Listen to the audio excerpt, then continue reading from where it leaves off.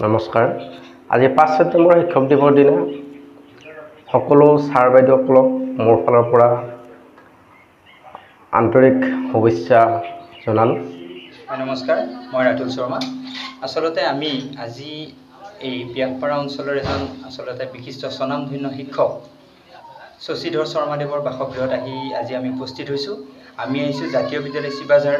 জাতীয় বিদ্যালয় চিপাঝাৰ হৈছে চিপাঝাৰৰ এখন আগশাৰীৰ অসমীয়া মাধ্যমৰ ব্যক্তিগত খণ্ডৰ বিদ্যালয়, যিখন বিদ্যালয় নেকি প্ৰতি বছৰেই 5 ছেপ্টেম্বৰৰ এই তাৰিখটো, 5 ছেপ্টেম্বৰৰ এই শিক্ষক দিৱসৰ এই মহান দিনটোত আমি উপস্থিত হওঁ। আচলতে চিপাঝাৰ অঞ্চলৰ পাঁচজনকৈ আমি স্বনামধন্য শিক্ষকৰ অৱসৰপ্ৰাপ্ত শিক্ষকৰ বাসগৃহত, আৰু সেই উদ্দেশ্যে আজি আমি ব্যাসপাৰা আনন্দীপাৰাৰ আমি এগৰাকী স্বনামধন্য মহান কীৰ্তি শিক্ষক আমাৰ শশীধৰ শৰ্মাদেৱৰ বাসগৃহত উপস্থিত হৈছোঁ। জাতীয় বিদ্যালয়ৰ তৰফৰ পৰা আজি আমি বিদ্যালয়ৰ ফালৰ পৰা আহিছোঁ। আমি 5জনকৈ আমি শিক্ষাগুৰু, আৰু লগতে আমাৰ মাজত উপস্থিত হৈছেহি প্ৰায় 10গৰাকী ছাত্ৰ ছাত্ৰী, নৱম দশম শ্ৰেণীৰ 10গৰাকী ছাত্ৰ ছাত্ৰী।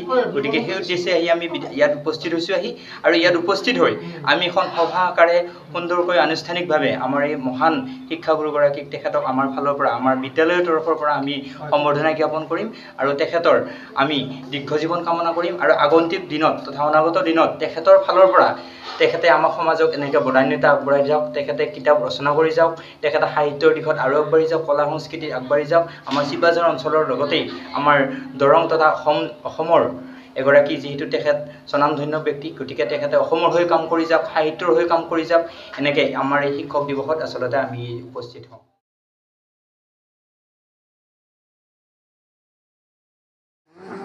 विष्णु गुरुदेवा महेश्वर गुरु ब्रह्मा आमार ज्ञान चक्षु मेली दिला आमार ज्ञाনৰ আলোকতে আগুৱাই যাম, জ্ঞানৰ আলোকতে আগুৱাই যাম, তোমাক সহস্ৰ প্ৰণাম হে গুৰু, তোমাক সহস্ৰ প্ৰণাম। এন্ধাৰ গুচাই পোহৰ বিলাই, এন্ধাৰ গুচাই দিলা পোহৰ বিলাই, যাত্ৰা পথৰ সন্ধান, নিজে জ্বলি সুবাস বিলাই, নিজে জ্বলি সুবাস বিলাই, হলা তুমি মহিয়ান হে গুৰু, তোমাক সহস্ৰ প্ৰণাম হে গুৰু, তোমাক সহস্ৰ প্ৰণাম। পোনপ্ৰথমে মই আজিৰ এই পবিত্ৰ দিনটোত আমাৰ যিগৰাকী ভাৰতবৰ্ষৰ প্ৰথম উপৰাষ্ট্ৰপতি, লগতে দ্বিতীয় ৰাষ্ট্ৰপতি আৰু এগৰাকী মহান শিক্ষক সৰ্বপল্লী ৰাধাকৃষ্ণ, পুনৰ পৰা শ্ৰদ্ধা নিবেদিছোঁ। আৰু এতিয়া আহিছোঁ আমাৰ মূল উদ্দেশ্যলৈ। আজি আমি আচলতে জাতীয় বিদ্যালয় চিপাঝাৰৰ তৰফৰ পৰা, জাতীয় বিদ্যালয় চিপাঝাৰ আচলতে কিছুমানৰ ভুলতে অকণমান চিপাঝাৰ জাতীয় বিদ্যালয় বুলি কেতিয়াবা ক'ব খোজে, যদিও বিদ্যালয়খনৰ নাম হৈছে জাতীয় বিদ্যালয় চিপাঝাৰ, আৰু এই বিদ্যালয়খন 2002 চনত স্থাপিত হৈছিল। আৰু এই বিদ্যালয়খন আচলতে আমাৰ যিটো জাতি মাটি ভেটি বা কলা সংস্কৃতি সাহিত্য আদি অসমীয়া ভাষাৰ যিটো আছে, এইবিলাক আমি বৰ্তাই ৰাখিবৰ কাৰণে চিপাঝাৰত কেইগৰাকীমান বিশেষ ব্যক্তিৰ নেতৃত্বত আচলতে জাতীয় বিদ্যালয় চিপাঝাৰ আমাৰ প্ৰতিষ্ঠা হৈছিল। আৰু জাতীয় বিদ্যালয় চিপাঝাৰৰ তৰফৰ পৰা এই আজিৰ মহান দিনটোত চিপাঝাৰৰ এই গ্ৰেটাৰ চিপাঝাৰৰ পৰা আমি 5গৰাকীকৈ মহান অৱসৰী 6গৰাকী, এইবুলি আচলতে আমাৰ সুখৰ বিষয়, এগৰাকী আমি বৃদ্ধি কৰিব পাৰিছোঁ। 6গৰাকী মহান অৱসৰী কীৰ্তি শিক্ষকক আমি আমাৰ বিদ্যালয়ৰ তৰফৰ পৰা যৎপৰোনাস্তি আমি যথাসাধ্য আমি তেওঁলোকৰ ঘৰলৈ বাসগৃহলৈ গৈ আচলতে আমি সম্বৰ্ধনা জ্ঞাপন কৰাৰ যিটো আশা পুহি ৰাখিছোঁ, সেই আপাহতে আচলতে আমি আজি আমাৰ ব্যাসপাৰাৰ লগতে আনন্দীপাৰা গাঁৱৰ মোৰ গাঁওখন আচলতে ওচৰতে, মই বৰদেউতা বুলি মই সম্বোধন কৰোঁ, তেখেতক বহুত আগৰ পৰাই জানো। তেওঁলোকৰ বাসগৃহত আহি মই আগতেও বহুতবাৰ উপস্থিত হৈছোঁহি। গতিকে তেনে এগৰাকী স্বনামধন্য কীৰ্তি অৱসৰী শিক্ষকৰ বাসগৃহত উপস্থিত হ'ব পাৰে মোৰ খুবেই ভাল লাগিছে, আনন্দিত হৈছোঁ। আৰু আজিৰ এই বিদ্যালয়ৰ ফালৰ পৰা আহি সন্মানীয় আমাৰ শৰ্মা ডাঙৰীয়া, আচলতে শৰ্মা ডাঙৰীয়া আমাৰ সকলোৱে জানে, আমাৰ চিপাঝাৰৰ এখন আগশাৰীৰ বিদ্যালয় হৈছে সেৱক উচ্চ মাধ্যমিক বিদ্যালয়। সেৱক উচ্চ মাধ্যমিক বিদ্যালয়ত সহশিক্ষক হিচাপে কৰ্মৰত আছিল, সফলতাৰে অৱসৰ গ্ৰহণ কৰে, আৰু তেনে এগৰাকী মহান কৃতি শিক্ষকক আমাৰ বিদ্যালয়ৰ ফালৰ পৰা সম্বৰ্ধনা জনাব পাই পুনৰবাৰ মই আপোনালোকক কৈছোঁ যে আমি সদায় সঁচাই বহুত ভাল লাগিছে আমাৰ। আৰু মোৰ বিশেষকৈ মোৰ তৰফৰ পৰা তেখেতলৈ আমাৰ এই বিদ্যালয়ৰ যিটো আমাৰ বিদ্যালয়ৰ ফালৰ পৰা আহি আমাৰ শিক্ষক দিৱসৰ পবিত্ৰ ক্ষণত সম্বৰ্ধনা জ্ঞাপন কৰিব ওলাইছোঁ। তেখেতক মোৰ ফালৰ পৰা অশেষ মই শুভেচ্ছা জ্ঞাপন কৰিছোঁ। আৰু বিদ্যালয়ৰ ফালৰ পৰা ইংৰাজী 2002 চন, চিপাঝাৰ দৰং অসম 784-145। শিক্ষক দিৱস উপলক্ষে অৱসৰী শিক্ষক মাননীয় শ্ৰী শশীধৰ শৰ্মালৈ আন্তৰিক সম্বৰ্ধনা 5 ছেপ্টেম্বৰ 2024।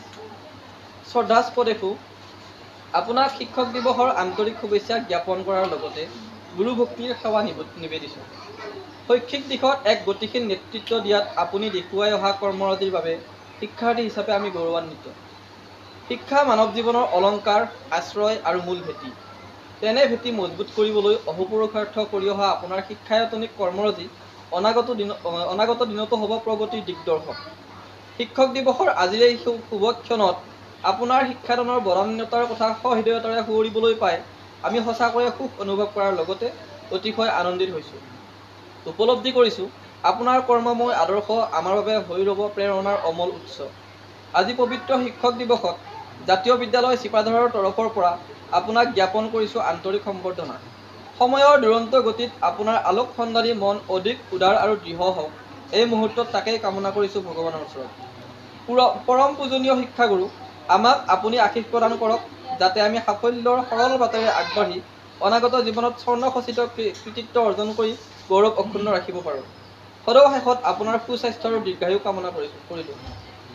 সমূহ ছাত্ৰ ছাত্ৰী, শিক্ষক শিক্ষয়িত্ৰী, কৰ্মচাৰী, অভিভাৱকৰ হৈ পুলিন হাজৰিকা সভাপতি, কনক চন্দ্ৰনাথ সম্পাদক, পৰিচালনা সমিতি, জাতীয় বিদ্যালয় চিপাঝাৰ।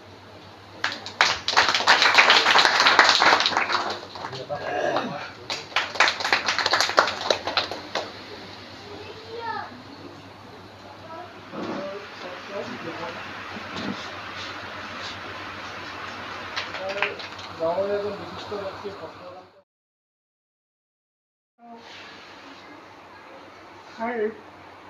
জৰুৰী অৱস্থা ঘোষণা কৰি দেশত অন্ধকাৰলৈ ঠেলি নিয়া মানুহজন আকৌ প্ৰধানমন্ত্ৰী হৈছিল, জেল খাটিছিল। সেই মানুহজনী ইমান মই আপোনালোকৰ স্কুলৰ ফালৰ পৰা সম্বোধিত হ'ব পাই নথৈ আনন্দিত হৈছোঁ। আৰু আজি মোৰ মনত এনেকুৱা ভাৱ এটা হৈছে, মোৰ যেন 80 বছৰ হোৱা নাই, 80 বছৰ বয়স যেন মোৰ হোৱা নাই। আজি যেন মোৰ 20 বছৰ অন্ততঃ কমিহে গৈছে আৰু মোৰ কমতহে আছোঁ, এনেকুৱা এটা ভাৱ হয়। আমাৰ এখন সতীৰ্থ সন্মিলন হয়, আমি হায়াৰ ছেকেণ্ডাৰীৰ প্ৰথম বেটছ আছিলোঁ, চিপাঝাৰ হায়াৰ ছেকেণ্ডাৰী। তেতিয়া হায়াৰ ছেকেণ্ডাৰী আছিল, ক্লাছ 10ত এটা পৰীক্ষা দিব লাগে। এই পৰীক্ষাত 3টা ছাবজেক্ট এৰি পেলাই আকৌ ফাইনেল দিব পাৰি। আকৌ মানে 11, 12 ইয়াতে পঢ়িব পাৰি। আমি ইয়াতে পঢ়িছিলোঁ চিপাঝাৰতে। তাৰপিছত আমি হায়াৰ ছেকেণ্ডাৰী পাছ কৰি ডাইৰেক্ট যাই BA-ত নাম লগাইছিলোঁ। তেনেকুৱা আছিল আমাৰ সময় তেতিয়া। তেতিয়া কালৰ পৰা আমি এনেকুৱাকৈ চলি আছোঁ। লগ দিব পৰা নাই, কিন্তু পঢ়া শুনাৰ কথাহে কৈছোঁ। তোমালোকে বেয়া নাপাবা, তোমালোকৰ উজ্জ্বল কামনা কৰি মই তোমালোকৰ উজ্জ্বল ভৱিষ্যত কামনা কৰিলোঁ। যাতে ভাল হওক, তোমালোকৰ ভাল ৰিজাল্ট পাওঁ, মই এইটোকে কামনা কৰি মই এতিয়া চমু মুক্ত কৰিছোঁ।